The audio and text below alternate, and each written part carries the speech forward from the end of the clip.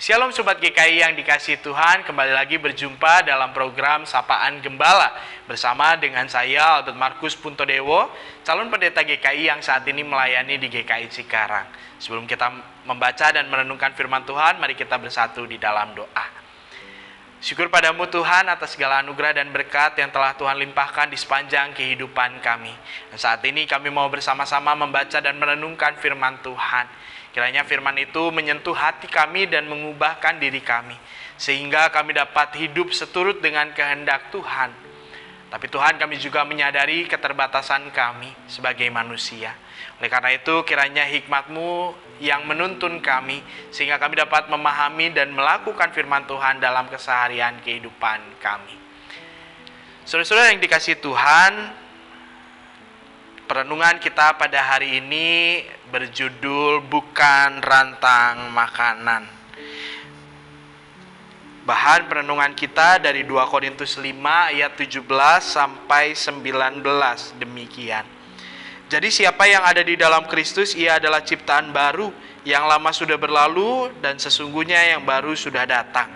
Dan semuanya ini dari Allah yang dengan perantaraan Kristus telah mendamaikan kita dengan dirinya, dan yang telah mempercayakan pelayanan pendamaian itu kepada kami.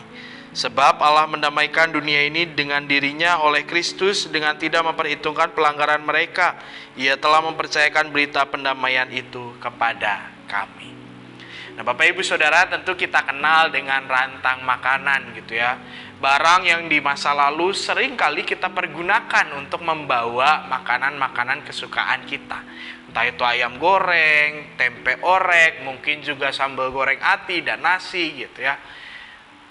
Sering kita bawa untuk membawa makanan kita. Dan tentu dalam membawanya pun tidak sulit gitu ya, karena ada gagang, tempat di mana kita bisa mudah untuk menenteng rantang makanan ini.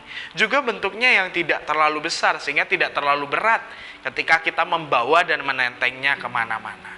Tetapi sayangnya panggilan kita sebagai orang Kristen bukanlah untuk menenteng rantang makanan, tapi untuk memikul salib. Tentu salib dan rantang makanan memiliki banyak perbedaan.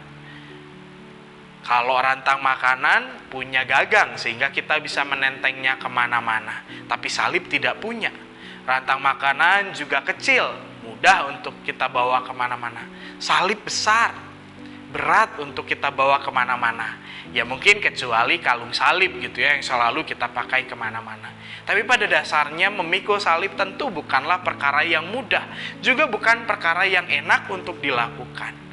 Lalu bagaimana kita menghayati memikul salib itu apa, dan bagaimana kita dapat terus melangkah dengan memikul salib itu tanpa kita kemudian merasa salib itu adalah beban kita.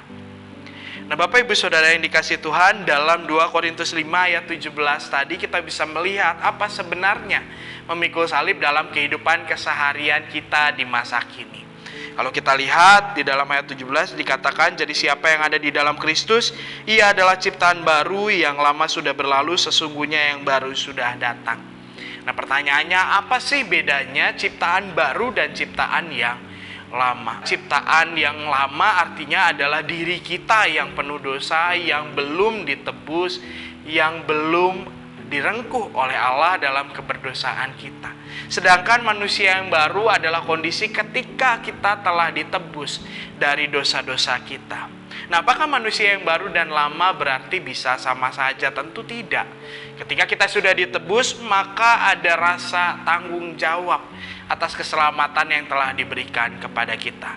Dan itu artinya kita kemudian mengubah diri kita, mengalami transformasi hidup, sehingga kita bisa melakukan apa yang dikehendaki Tuhan di dalam kehidupan kita.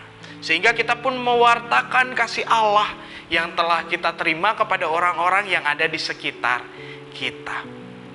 Nah, tapi tentu mengalami transformasi hidup itu bukanlah proses yang instan, juga bukan proses yang mudah dan enak untuk dilalui.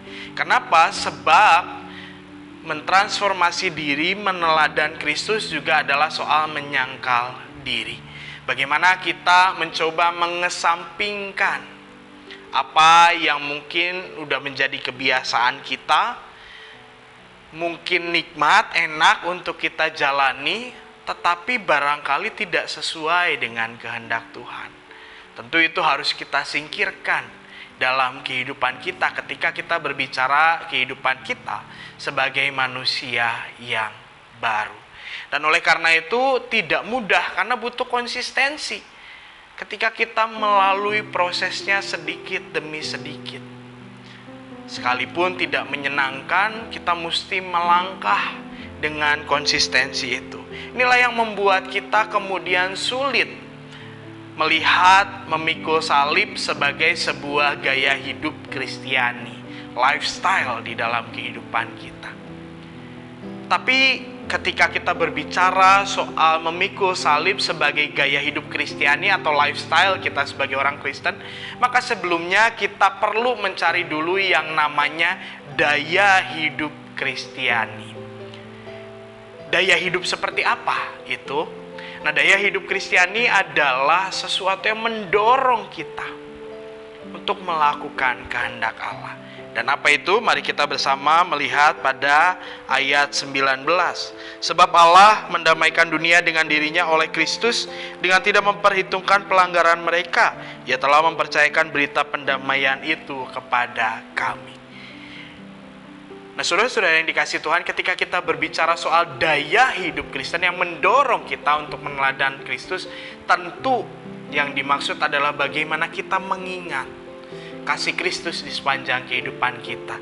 Kasih Allah di dalam pengalaman-pengalaman kita bersama dengan Allah. Di dalam pergumulan kita, di dalam permasalahan kita, di dalam kesulitan kita, maupun segala sesuatu yang kita lalui. Dan ketika kita mengingat kasih Allah di dalam kehidupan kita, tentu kita kemudian punya daya yang mendorong kita untuk juga mengasihi Allah melalui perbuatan kita dalam keseharian. Terutama di tengah-tengah kesadaran bahwa tadinya kita ini memang manusia yang berdosa, manusia yang mungkin tidak layak di hadapan Tuhan. Tapi Allah lah yang kemudian merengkuh kita, menyelamatkan kita, menguatkan kita, memampukan kita untuk kita melangkah bersama dengan Dia. Oleh karena itu, sekalipun salib mungkin sesuatu yang tidak menyenangkan, tidak mengenakan untuk dilalui, juga berat, tapi ingatlah bahwa kita memikul salib itu karena kita juga telah merasakan kasih Allah di dalam kehidupan kita. Kita memikul salib itu karena Kristus juga telah memikul salib yang sama ketika memberikan keselamatan kepada kita. Pertanyaannya, maukah kita memikul salib kita masing-masing? Mari kita bersatu di dalam doa. Tuhan, di dalam kehidupan kami menyadari bahwa tugas dan panggilan kami juga adalah untuk memikul salib. Tapi kami juga menyadari bahwa salib bukanlah hal yang mudah untuk kami pikul. Kadang-kala kami merasa berat untuk melaluinya. Dan oleh karena itu Tuhan, kami perlu daya yang bisa mendorong kami, sehingga kami dapat terus melalui hidup kami sembari memikul salib yang Kau berikan. Oleh karena itu Tuhan, kami mau bersama-sama belajar mengingat kasih Allah di dalam pengalaman-pengalaman kami bersama dengan Allah.